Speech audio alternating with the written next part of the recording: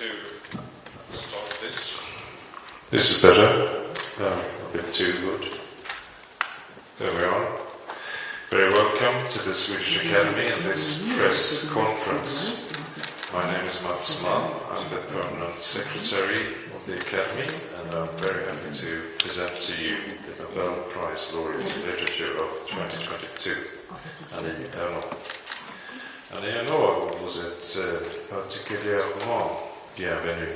Nous sommes très, très heureux de vous accueillir pendant cette semaine extraordinaire. Annie Ernaux will deliver the Nobel Prize lecture tomorrow at 5 o'clock, and the lecture will be available at that time on our website in English, Swedish and French. Then on Saturday, 4 o'clock, Annie Ernaux, together with the other laureates, will be presented with their prizes. Today, there's the opportunity to put questions to Annie Ernaux. She will be answering questions in French, and questions are preferably to be put in English. The questions and the answers will be translated by Pascal Lacroix. The word will be distributed by Lisa Talbot, and now I simply hand the word over to you, Lisa. Thank you.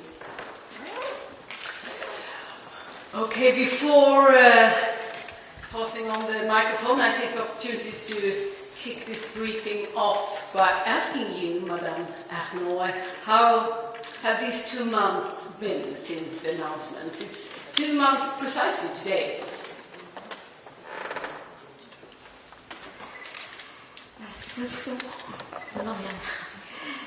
Ce sont 2 mois que j'ai occupé, je peux dire, d'une manière presque normale, parce que j'avais des engagements de déplacement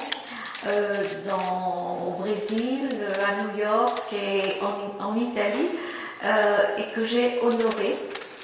Donc, il n'y a pas eu un changement extraordinaire dans ces 2 mois. Mais ce qui a changé, c'était la préparation du discours que je devais faire et qui me stressait beaucoup et que j'ai réussi à faire en seulement 2 semaines, ce qui n'est peut-être jamais arrivé dans un emploi du temps d'un Nobel. Mais j'espère que ce discours sera à la hauteur de la consécration qui me fait être devant vous. Well, during those 2 months have been nearly normal. Nearly normal because I've been traveling as I had planned to Brazil, to New York and to Italy. So there haven't been any extraordinary changes in my life, except from the fact that I had to prepare the speech, the Nobel speech, and that gave me quite a little bit of stress, but I managed to do it in 2 weeks, which probably never happened in the lifetime of a Nobel, but I hope that the speech will be good enough and high enough for the honor that you're giving me, and that is the reason why I'm sitting here in front of you. Yeah, tomorrow you will deliver the Nobel lecture. Can you share any of your thoughts on preparing this?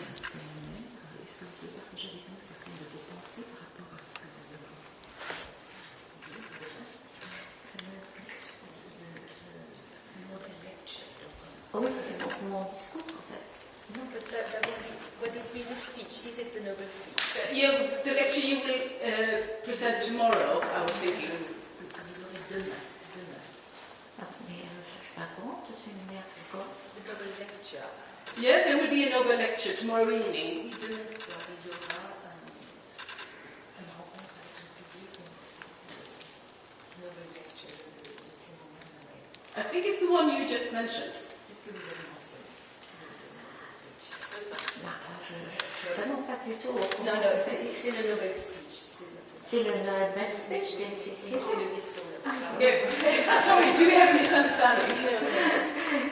Oui, donc ce Nobel speech est tourné autour de la naissance de mon écriture, comment elle plonge en fait dans deux directions qui sont le désir de mettre au jour des choses dont sont conscients ceux qui sont nés dans un monde populaire, dominé.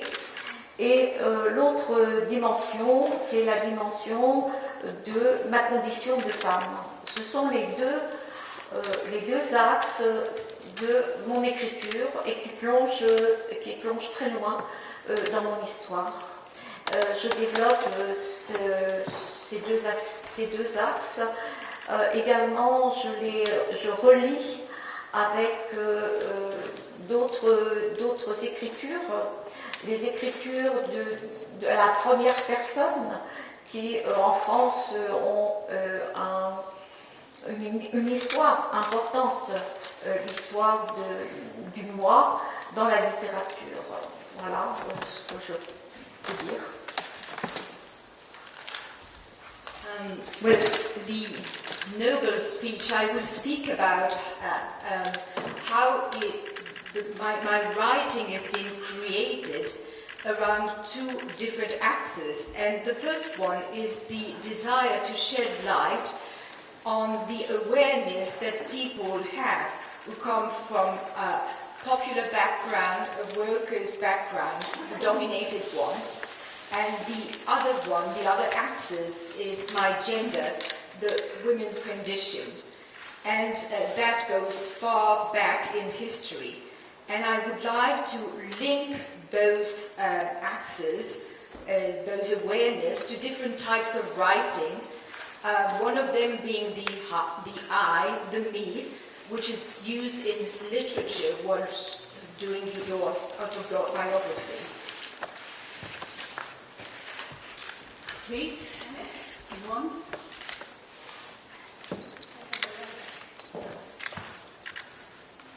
Ma question en français. Trouvez-vous, Madame Arnaud, que les réactions à votre prix Nobel étaient différentes en France qu'ailleurs, dans les autres pays? Excuse me, can we just say it just in translated? Do you think that the reactions to your Nobel Prize have been different in France than what they've been in other countries? Je pense que oui. Je pense que oui. Ça peut se voir au fait que je suis en réalité la première femme en France à recevoir le Nobel, alors qu'il y en a eu beaucoup. Il y a eu beaucoup d'hommes qui l'ont reçu en France en un siècle, plus d'un siècle. Et cette réaction, cette sorte de méfiance vis-à-vis d'une femme qui reçoit le Nobel, également d'une femme qui écrit certainement sur un monde qui n'est pas forcément celui dont on parle dans la littérature française, m'a desservi d'une certaine manière auprès d'une intelligentsia conservatrice. Mais la ferveur, dirais-je, de lecteurs a été puissante. De lecteurs et de lectrices, bien sûr, a été très puissante, mais ce sont évidemment ceux qui tiennent les journaux, et notamment une certaine presse de droite, voire presque d'extrême droite, qui a été le plus acharnée contre moi.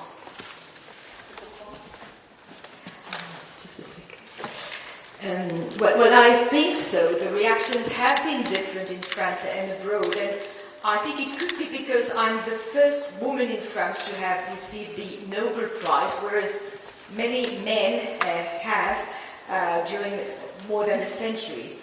And I think that there is a kind of distrust regarding a woman receiving the prize, and a woman writing about a world that literature doesn't tell much about.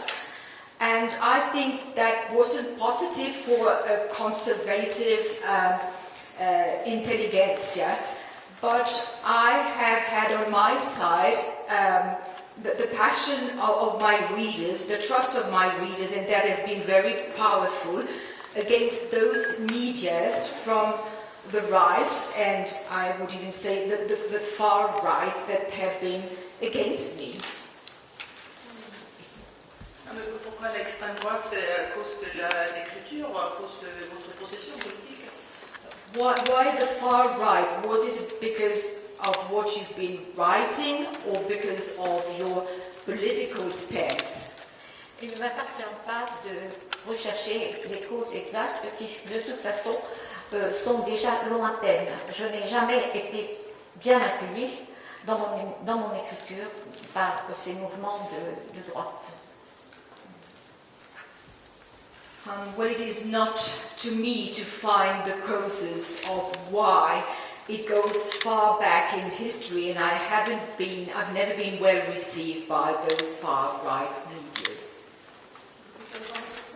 Je aussi parce que comme la vie du tout a une grande importance dans votre œuvre, quelle est votre relation aujourd'hui avec votre ville où vous avez grandi?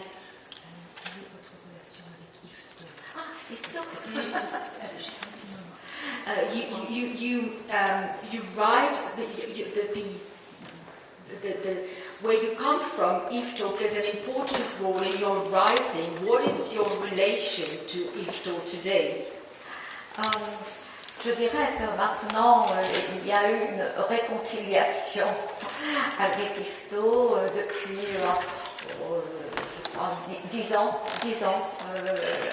J'ai accepté de venir à IFTO et de parler dans une grande salle aux habitants et m'expliquer sur mon rapport à la ville, qui venait de ce que j'appartenais à la population la plus méprisée par rapport aux gens puissants de la ville, et comment, au fond, je leur devais tout, finalement, puisque j'ai trouvé dans ce sentiment la force d'écrire, ce sentiment totalement négatif, mais la force d'écrire.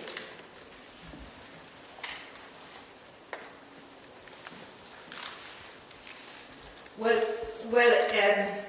we can say that there's a new reconciliation, that I have better relations to IFTO now, and this dates from, this is since 10 years back, because I have accepted to go there, to be there, and to talk to the inhabitants of IFTO, and explain why I have had that particular relationship to IFTO.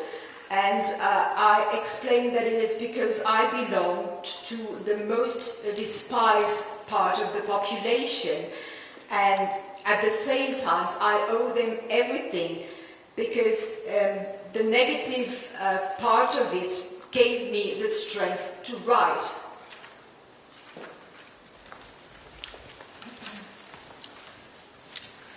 Bonjour, je m'appelle Eline Sedemark. Vous m'avez dit il y a un an que la reconnaissance littéraire est peut-être lourde et que vous avez l'impression de ne pas la mériter. Pourquoi vous croyez que c'est comme ça, et comment ça a été alors de recevoir le prix Nobel? I talked to you some years ago, and you told me that recognition in literature was heavy, and it was about deserving it. And how do you feel about getting the Nobel Prize now? Effectivement, je n'ai jamais, je dois le dire, je n'ai jamais désiré désiré le Nobel, ou plus exactement, je n'ai jamais imaginé que je pouvais l'avoir. C'est que pour moi, c'est d'abord d'écrire qui compte, et je m'investis complètement dans ce que j'écris.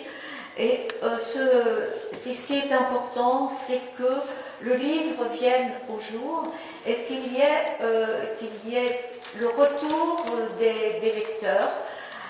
C'est ça qui est mon premier but. Et par ailleurs, comment imaginer qu'on peut être seul dans le monde à mériter un prix de cette ampleur? Je pense que ça aurait quelque chose d'une prétention. Je ne dis pas orgueil parce que je suis très orgueilleuse, mais je parle de prétention. Ce serait une prétention immense et je ne l'éprouvais pas.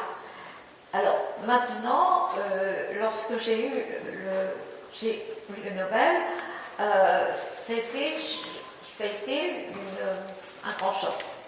Un grand choc et en même temps le désir, puisque je reçois cette consécration, d'être claire vis-à-vis de tous les objectifs qui comptent pour moi, que ce soit en littérature ou que ce soit dans le monde politique et social. Voilà. Et just a second. Yes, indeed. I have never wished to receive the Nobel Prize, or I have never even thought about getting it. But now, what I've been doing, what has been counting for me, what's been important to me, is to invest in my writing, and now that is, and to make sure that it comes into life. And I want to get the feedback of my readers. That is what has been important for me. That has been my objective. And now that I am getting the Nobel Prize, I think that how could one be the only one deserving, in the world deserving to receive that prize? It would mean being pretentious in a way that I can't imagine. And receiving the prize has been a great shock, and at the same time it is an honor, and I want to be clear about my objectives when it comes to literature, the political life and social life. You want to follow up? Oui, quand est-ce que vous avez compris qu'il fallait changer la littérature pour pouvoir écrire sur ces cas sociaux, sur votre vie, et combien est-ce que c'était difficile de le faire? So when did you realize that it was important to change writing, to change literature, to talk about social classes, to tell about your life, and how difficult has it been? En réalité, lorsque j'ai commencé de vouloir écrire, j'avais un peu plus de 20 ans, je ne pensais pas du tout changer la littérature. Je voulais écrire, tout simplement. Et mes modèles étaient plus de ce qu'on appelait en France le nouveau roman à l'époque. Et pour différentes raisons, en fait ce sera dans mon discours, pendant 10 ans, j'ai été empêchée d'écrire. Et lorsque je me suis remise à écrire, beaucoup de choses étaient arrivées dans ma vie. Et c'est à ce moment-là que l'écriture a pris un sens tout à fait différent de ce qu'il avait lorsque j'avais 20 ans. C'est-à-dire, je savais sur quoi je voulais écrire et un peu après encore, de quelle façon j'allais écrire. Voilà, c'est une évolution sur quand même pas mal d'années. she will translate first. Well, I have wanted to write for a long time already. Just a second. Just a second, I'm sorry. And when I wanted to start writing, I was very young, and during many years I have not been able to write, during 10 years. So when I wanted to write, my image of writing was more the nouveau roman, the new novel style. And for different reasons I couldn't do it, and then it took 10 years. During that period I couldn't write, and when I started writing again, many things had happened in my life, and I found a new meaning about writing compared to when I was 20 years old. I knew what I wanted to write about, and I knew how. But it took many years to develop this new style.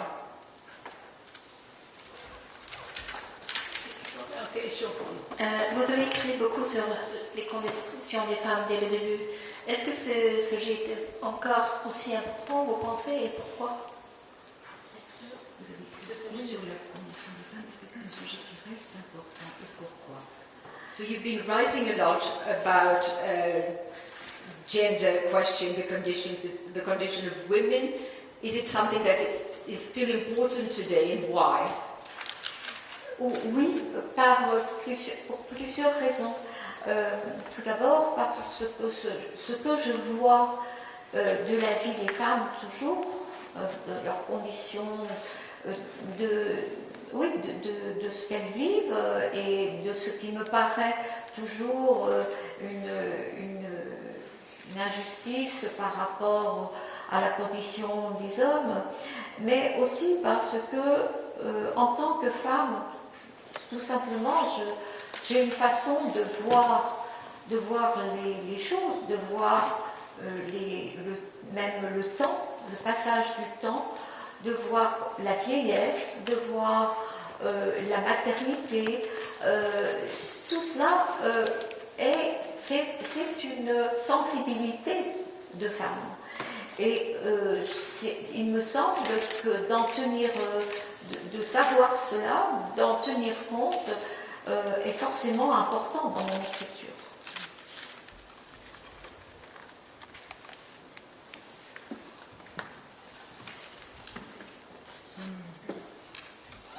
Yes, and for many reasons, what I see in women's life is important. A reason for that is the injustice that women experience compared to men, but also because as a woman you see and perceive things differently. You have a way of seeing time pass by, a way of seeing old age, a way of experiencing pregnancy. It's a sensibility that is a woman's sensibility, and knowing that, taking that into account has been important in my writing. Bonjour, I'm Corina Negra from Radio Romania. I have two short questions. First of all, your writing being so personal, you are not afraid that people will judge you and you will become more vulnerable? And the second question would be about the impact of the Nobel Prize. Shall I wait? Yeah. Okay. Il me semble que je suis à la fois vulnérable et invulnérable. Vulnérable parce que ce que j'écris fait que on peut me poser, on peut s'adresser à moi comme à une personne, et plus que à une écrivaine. Mais je suis invulnérable parce que ce que j'écris, j'ai le sentiment que ce ne sont pas des choses personnelles, mais que ce sont des choses qui passent à travers moi et dont je suis au fond la scriptrice ou le médium, et que c'est ma personne au fond ne compte pas.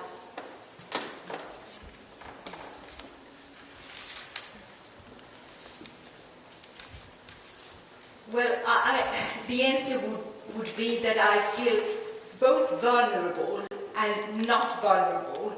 Vulnerable because, as I'm writing, as you say, from me, people tend to speak to me as a person and not as a writer. But at the same time, at the very same time, I don't feel that I feel unvulnerable because I don't think that I'm really writing personally, because I'm writing in a way that things flow through me, and flow through me because I'm the writer of them. I'm kind of the media of that, and in that way, the person doesn't really count. The second question is about the Nobel Prize. So now, after you received the Nobel Prize, do you think that this will make you stronger in the sense that you can do more things in your activism life, to say so? Will this count more than before?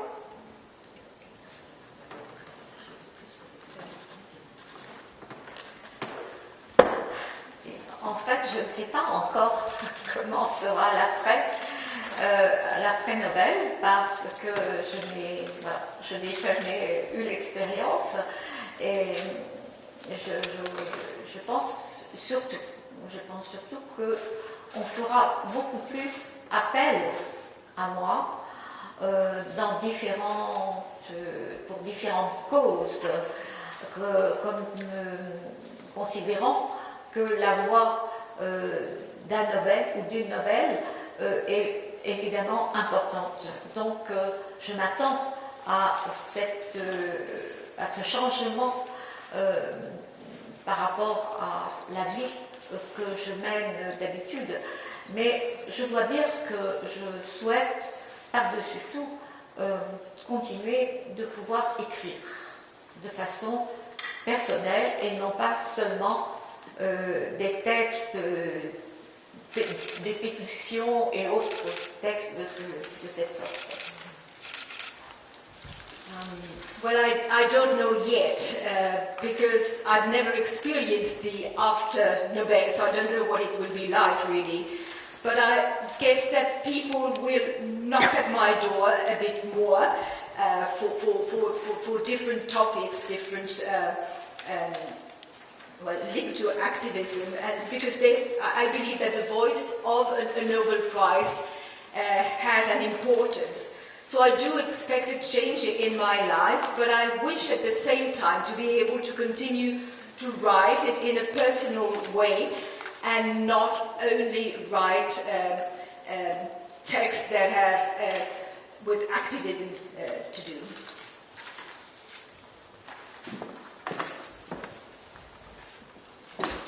Hello, my name is Matilda Callan. I write for Dagens Nyheter.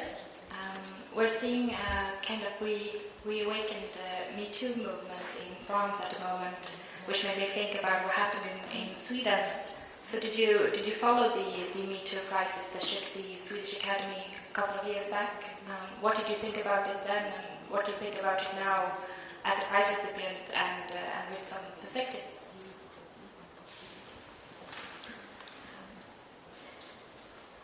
Je dois dire que je n'ai pas vraiment suivi le scandale MeToo dans l'Académie du Nobel il y a quelques années. C'est resté pour moi à l'état de choses un petit peu vagues. Je n'ai rien à en dire, vraiment je n'ai rien à en dire. En revanche, je peux parler du mouvement MeToo en France et de voir qu'il a mis du temps. Il a mis du temps, le mouvement MeToo, à s'installer en France, mais que maintenant, je crois qu'il se déploie de façon exponentielle, d'année, de mois en mois, pourrait-on dire, et que je m'en réjouis naturellement, et que je fais partie d'une mouvance féministe active, dirais-je, parce que ça a toujours été mon combat. Je suis assez âgée pour avoir été militante dans les années 1970 pour la lutte pour la liberté en France de la contraception et de l'avortement. Et même au moment d'un déclin du féminisme en France et peut-être ailleurs dans les années 90 à 2010 à peu près, pendant au moins 20 ans, je n'ai jamais cessé d'avoir ce regard féministe sur la société et en voir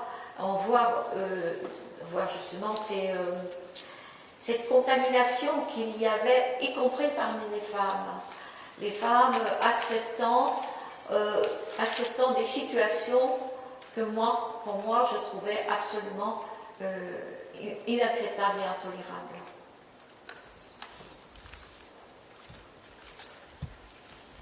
No, well, I haven't been following the Me Too scandal concerning the Swedish Academy. I have a vague idea of it. It's quite blurred, so I don't have anything to say about it really. But nevertheless, I have been following the Me Too movement in France, and I can talk about it. And now it is experiencing a new development. You can see the movement growing month after month, and I'm very happy about that because I've always been active in the feminist movement. It has always been my struggle, and already in the 70s I was struggling for free contraception and the free right to abortion. And even during the 90s and 2010s, when feminism was kind of declining, I have never ceased to have to believe that we need that special feminist gaze on everything in society. And I'm very sad when I see how women can be contaminated and accept situations that are truly unacceptable. What does female liberation mean in 2022? What does Female liberation, what does it mean today?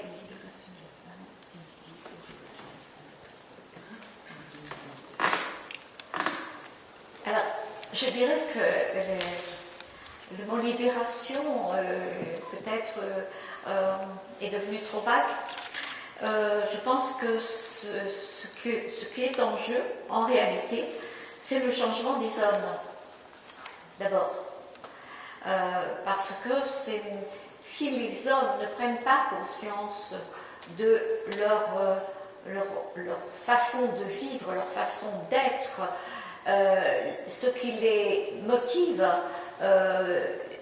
jamais il ne se passera pas de vraie libération pour les femmes. So I think the word liberation might be too broad.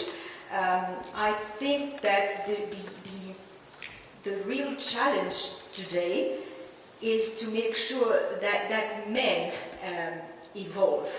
I think that if men are not aware of the way they live, the way they are, what drives them, then there will never be a true women's liberation. Mais si je puis ajouter quelque chose, ce n'est pas de même que les hommes pourront effectivement modifier leur comportement, parce que quand on a effectivement plus de pouvoir et plus on n'est jamais prêt à le lâcher. Donc il est évident que la lutte féministe a de beaux jours devant elle. But of course, men will not change their behavior by themselves, because when you're part of power, you're never really ready to let go. So I think that the women's struggle will has several years in front of it.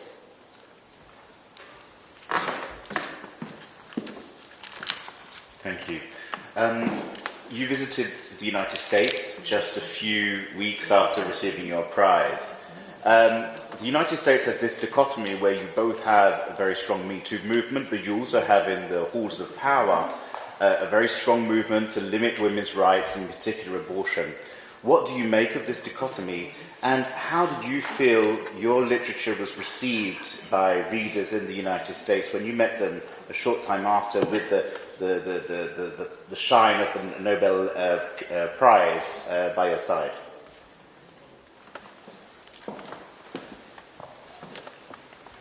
Aux États-Unis, je suis lue depuis pas mal d'années, et je ne pense pas qu'il y a eu un grand... Enfin, c'est-à-dire que les nouvelles interdictions aux États-Unis concernant l'avortement ont fait que mes livres, et notamment un livre que j'ai publié il y a 20 ans, qui s'appelle L'événement, sur l'avortement clandestin que j'ai subi, a été, disons, ce livre a été remis en avant, et il y a eu un film aussi à partir de mon livre, et qui est lui sorti il y a 2 ans ou 3 ans, qui a eu le Grand Prix de Venise.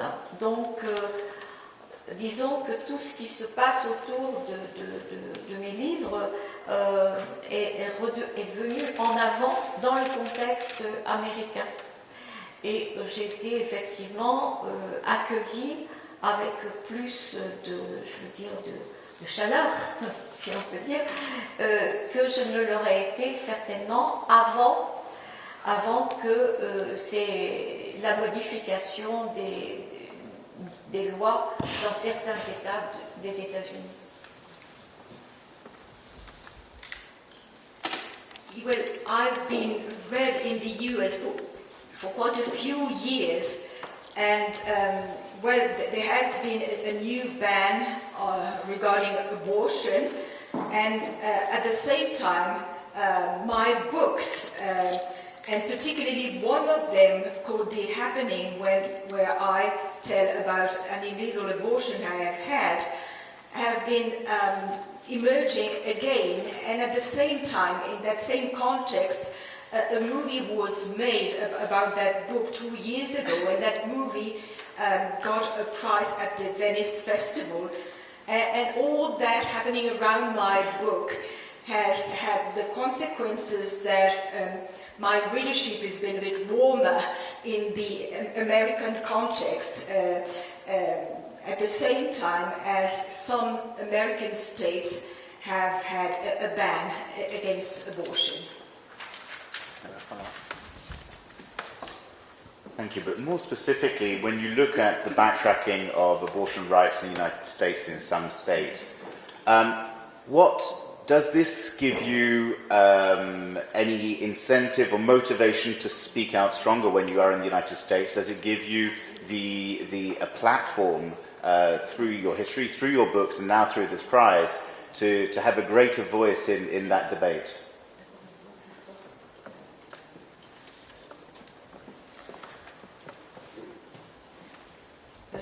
Je pense que... Vous savez ce qui compte quand même pour moi, ce sont les livres. Et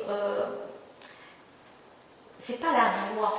Je dirais c'est le contact qui se passe entre un lecteur, une lectrice et le texte.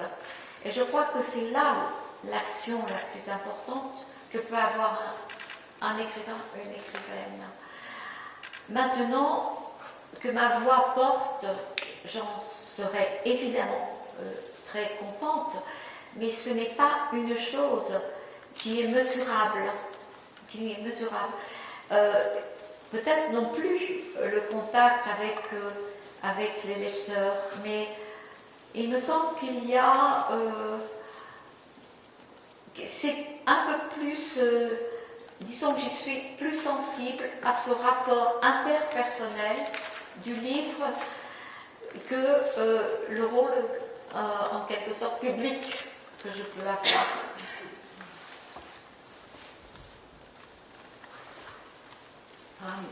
You know, what counts for me most are my books. Maybe not so much my voice, but more the contact, the connection that the readers can find with the text I write. So the impact my text can have as a writer on the readers. And if my voice does count, I will be very happy. But can that be measured? So what is really most important for me is the contact with the readers, this interpersonal connection, more than a public role I would have.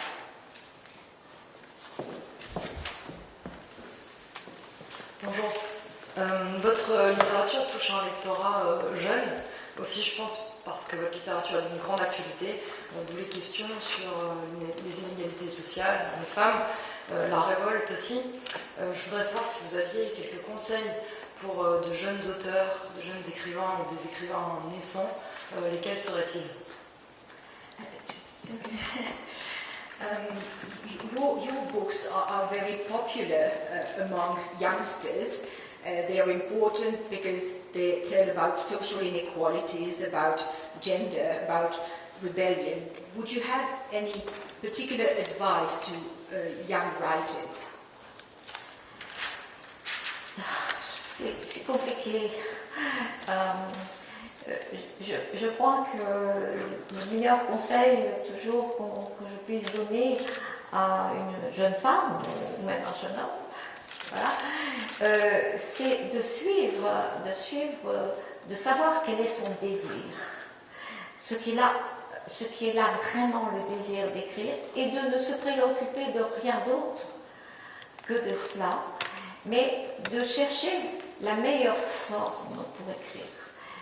Voilà deux choses.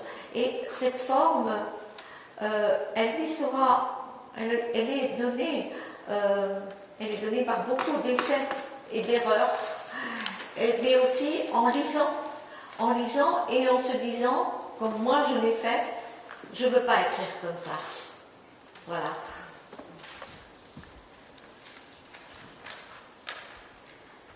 Well, it is a bit complicated, but the advice I would give to a young woman or young man wanting to write would be first know your desire and care only about that and search the best form for you to write, to express that desire.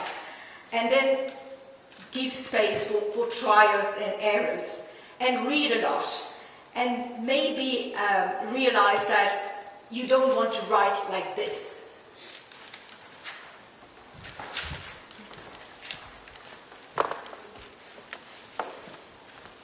So it's only been 2 months and you've been traveling a lot. But what has it been like to write after you received the prize? Has it affected your writing somehow already?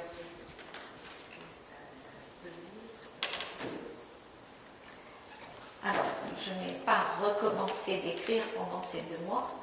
J'ai interrompu ce que j'écrivais.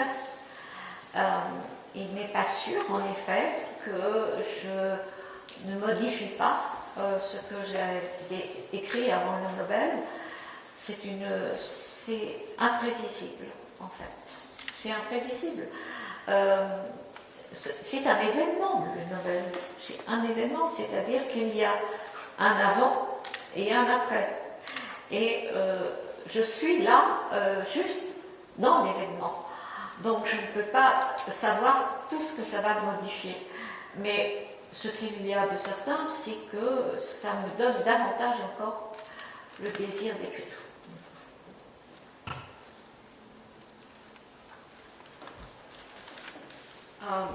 Well, I haven't started writing again since the prize was announced. So I stopped, I interrupted what I was writing. And I can't say that it will not modify the way I write. It is impossible for me to tell, because it is an event, a great event, and there will be a before and an after. But at the moment, I'm in the midst of that event. And the only thing I can tell you is that my desire to write is only increasing. Okay, to keep track of time, we have one last question here. Pour revenir avec la dernière question, à la première question, à savoir comment le prix a été discuté de manière différente dans d'autres pays. En Allemagne, le fait que vous avez signé les pétitions BDS a été vivement critiqué. Que répondez-vous à ces critiques et à la critique de l'initiative BDS? L'initiative BDS. Et pour revenir à la première question, la façon dont le prix a été reçu différemment. Et en Allemagne, on a beaucoup critiqué les pétitions BDS. Écoutez, Oh, sorry. Sorry. So the last question for the last question, I will go back to the first question about the fact that the prize might have been received differently in the different countries. And regarding Germany, you've been criticized quite a lot regarding the BDS petition. What do you have to say about that? Que dirais-je? Que je crois que ça n'est pas un crime d'avoir signé ces pétitions. Moi, je suis contre tout ce qui me paraît une injustice fondamentale, et je différencie totalement le gouvernement qui était sous Benjamin Netanyahu à la tête d'Israël, de l'ensemble, je veux dire, d'Israël. Et ce gouvernement prenait contre les colonies des décisions qui me paraissent complètement injustes. Voilà. Et donc j'ai signé, si c'était à refaire, je le referais, ces pétitions BDS. Voilà. What should I say? It is not a crime to sign a petition, I have signed this petition, and I am against injustice. And I see a clear difference between the government of Benjamin Netanyahu and the whole of Israel. And what that government was doing to the colony was something that wasn't fair. It had to do with injustice, and if I had to do it again, I would. Right. I think that will be all for today. Thank you so much for joining us, Madame Arnaud, and we hope you have a wonderful stay here in Stockholm. Also, thank you to Madame Lacroix for translating this, and thank you all for coming. By that, I think we finish this briefing. Have a nice day.